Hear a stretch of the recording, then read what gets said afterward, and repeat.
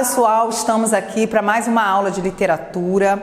Hoje a gente vai falar sobre o humanismo. Estamos ainda na literatura medieval. Essa nossa aula é um pouquinho grande, nós vamos dividi-las em duas partes, tá ok? Então vamos lá, vamos conhecer o humanismo. Então o humanismo, na linha literária da literatura portuguesa, ele sucede ao trovadorismo. Tá? Para o terceiro ano e para o pré-vestibular corresponde à atividade 4 e para o primeiro ano, né, o capítulo 7 e 8 a partir da página 223 do livro didático. Vamos lá, livro na mão, vamos acompanhando, tudo que tem aqui tem no livro também, ok?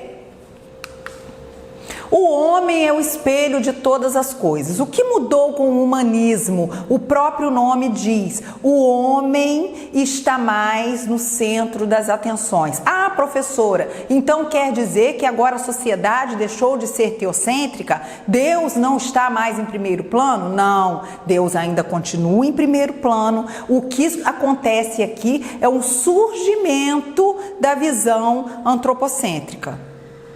Então, o humanismo, né, corresponde ao período de 1434 a 1527, é um período de transição, tá? É o período histórico compreendido entre o fim da Idade Média e o início do Renascimento. É a transição entre a arte medieval e a arte renascentista. Literariamente marca a decadência do trovadorismo e o surgimento do classicismo, que é a próxima escola literária que a gente vai estudar.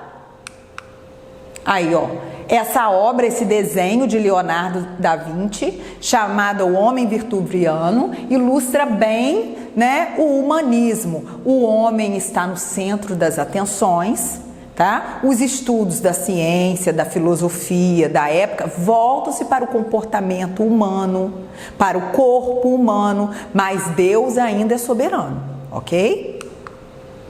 Quais são os paradigmas, então, do humanismo? Queda da visão teocêntrica, Deus no centro de todas as coisas. Então, é uma queda, é uma leve queda. O homem passa a ser valorizado, sim?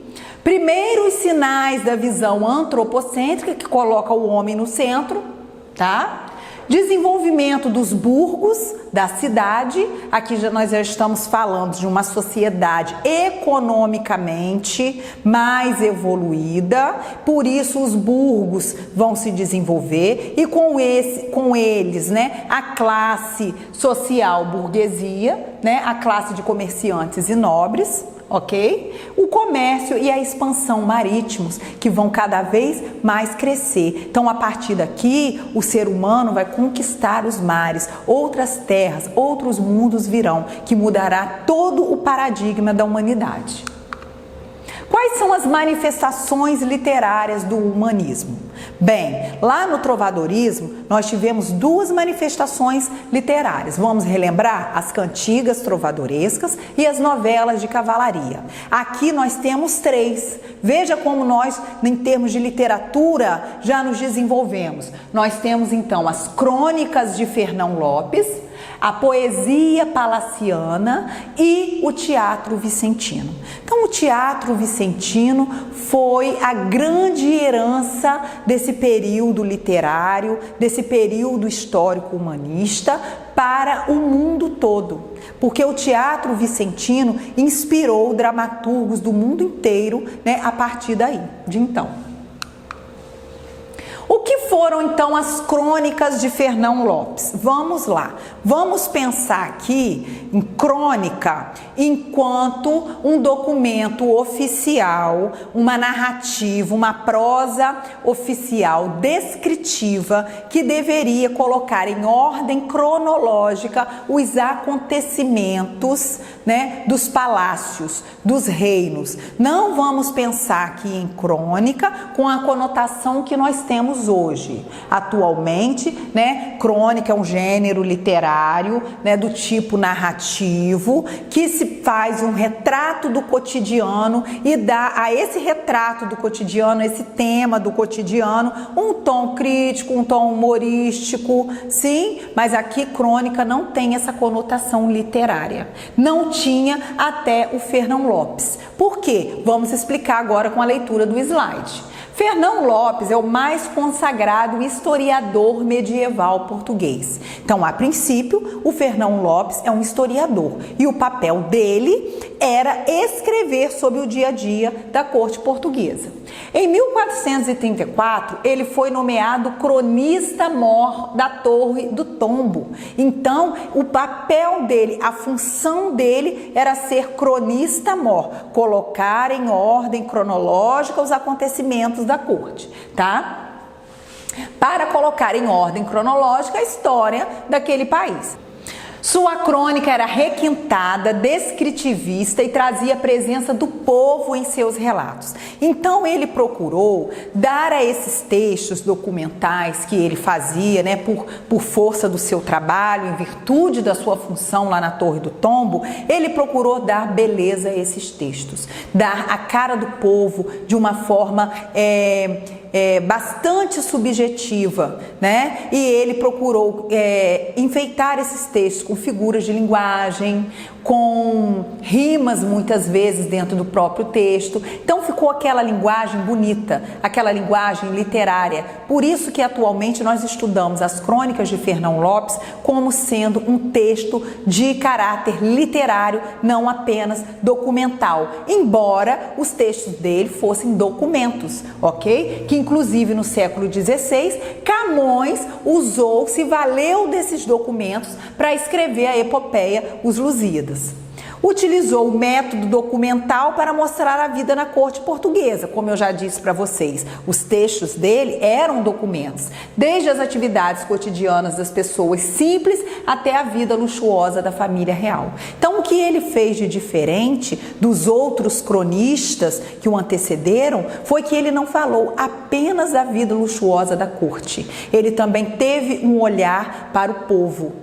E esse olhar para o povo tornou o texto dele belo e um texto com caráter literário. Assim como a gente tinha a poesia trovadoresca no trovadorismo, no humanismo a gente tem a poesia palaciana. Então a poesia se desenvolveu um pouco, ela cresceu um pouco, ela amadureceu. Primeiramente, ela deixou de ser cantada. Tá? A poesia trovadoresca, as cantigas trovadorescas eram cantadas, lembra? Pelos trovadores, com os menestréis em praça pública. Aqui ela já não é mais cantada. Ela é uma poesia, tá? Declamada, que ela vai ser declamada. Os versos deixaram de ser redondilhos, tá? Podiam até ser redondilhos, mas esses versos se desenvolveram, ficaram um pouco maiores, né? Chamamos de medida velha, tá? E há o surgimento de algumas figuras de linguagem. As figuras de linguagem começam a aparecer na poesia palaciana. Sim? Então a poesia rompeu com a música e passou a ser apenas declamada nos saraus. Era mais sofisticada do que as cantigas, palaciana porque era feita nos palácios. Se assemelhava um pouco com a cantiga de amor, né? Porém era mais sofisticada. Tinha uma linguagem mais elaborada, fazendo uso frequente de figuras como a metáfora e a metonímia. Tinha versos maiores do que os redondilhos, né? Conhecidos como medida velha, tá? O eu lírico era essencialmente masculino, como eu falei para vocês, se assemelha bastante às cantigas de amor. Então, aqui um trechinho de uma poesia palaciana de João Ruiz de Castelo Branco.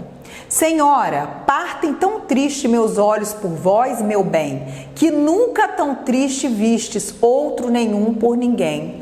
Ah, professor, e o amor cortês e a coita amorosa? Continua, tá? O amor cortês, a submissão à mulher amada, continua na poesia palaciana. A coita amorosa, o sofrimento amoroso, também continua, certo? O que mudou mesmo foi a estrutura e o fato da poesia dissociar-se da música. Então, até aqui, pessoal, a gente viu que o humanismo foi um movimento, né, de transição da literatura medieval para a literatura clássica. O homem estava no centro das atenções, né? O homem passou a ser valorizado, né, em seus costumes, em sua organização social, e a literatura soube reconhecer isso.